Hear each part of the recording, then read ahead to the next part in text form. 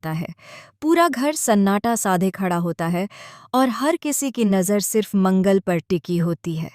मंगल कांपते हुए कहती है, आप मेरे साथ ये सब क्यों कर रही हो? मैंने ऐसा क्या अपराध किया है? उसकी आंखों से आंसू बहते हैं। बुआ दादी सख्त स्वर में जवाब देती हैं, अगर हमारे घर की बहू बनना है तो शुद्धिकरण करवाना होगा। इस घर की परंपरा यही है। चाहे कितनी भी बड़ी बात हो, हमारे रीति रिवाज सबसे ऊपर हैं।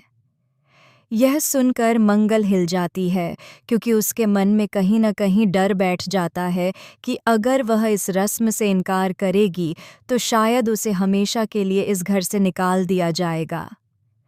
उधर गायत्री अपनी कमज़ोर आवाज़ में कहती है, मेरी अंतिम इच्छा पूरी कर दो, जिया की मांग में सिंदूर भरकर। यह सुनकर सब हैरान रह जाते हैं। गायत्री के चेहरे पर मौत का साया साफ झलक रहा होता है और उसकी आंखें कार्तिक से रहम की भीख मांग रही होती हैं। कार्तिक मना करता है और कहता है, नहीं माँ, यह गलत है, मैं ये नहीं कर सकता। तभी लक्ष्मी बीच में आ जाती है और रोते हुए कहती है, माँ बहुत बीमार हैं, उनकी अंतिम इच्छा पूरी कर दो। अगर तुमने यह नहीं किया तो माँ की आत्मा कभी शांति नहीं पाएगी। मैं कसम खाती हूँ, मैं आप दोनों के बीच कभी नहीं आऊँगी। बस इस एक बार उनकी आखिरी ख्वाहिश पूरी कर दो। कार्तिक असमंजस में पड़ जाता है। पूरा परिवार सांसें थामे देख रहा होता है कि वह क्या फैसला लेगा। कार्तिक भारी मन से नकली जिया की मांग भरने जा ही रहा होता है कि तभी अचानक दरवाज़ा ज़ोर से खुलता है और असली जिया अंदर आ जाती है। उसका चेहरा गुस्से और दर्द से भरा होता है।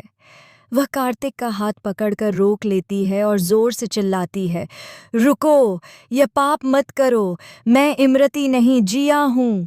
पूरा माहौल एकदम से बदल जाता है। सबकी आंखें फटी की फटी रह जाती हैं। बुआ दादी के हाथ कांपने लगते हैं। नकली जिया अचानक पीछे हट जाती है और उसके चेहरे से नकाब सरक जाता है। असली जिया सबको बताती है कि यह लड़की उसकी डुप्लीकेट है, जिसे किसी ने सोची समझी साजिश के तहत यहाँ भेजा है। लेकिन असली झटका तब लगता है जब जिया कहती है, ये सब खेल सिर्फ मुझे कार्तिक से दूर करने के लिए रचा गया है और इसमें शामिल कोई बाहर का नहीं, बल्कि घर का ही अपना है। यह सुनते ही घर में तूफान मच जाता है। हर कोई एक दूसरे को शक की निगाहों से देखने लगता है। गायत्री की हालत और बिगड़ने लगती है। वह बेहोश होकर गिर पड़ती है। डॉक्टर तुरंत बुलाया जाता है। इस बीच नकली जिया हंसते हुए कहती है, तुम सब सोच भी नहीं सकते कि इस घर के भीतर कितनी गहरी साजिशें छिपी हुई हैं। उसका यह रहस्यमय बयान सबके दिलों को दहला देता है। कार्तिक सदमे में डूब जाता है। उसकी आंखों में सवालों का तूफान उमड़ रहा होता है। वह जिया को पकड़कर पूछता है, सच बताओ, आखिर ये सब करवाया किसने? कौन चाहता है कि हमारे बीच दरार पड़े? लेकिन जिया सिर्फ इतना कहती है, सच का सामना करने के लिए तुम्हें तैयार होना होगा, क्योंकि असली दुश्मन वो है जिस पर तुम आंख मूंद कर भरोसा करते आए हो। पूरा परिवार दंग रह जाता है। कौन है वह गद्दार? बुआ दादी, लक्ष्मी या फिर कोई और, जिसका नाम तक किसी ने अब तक सोचा भी नहीं था?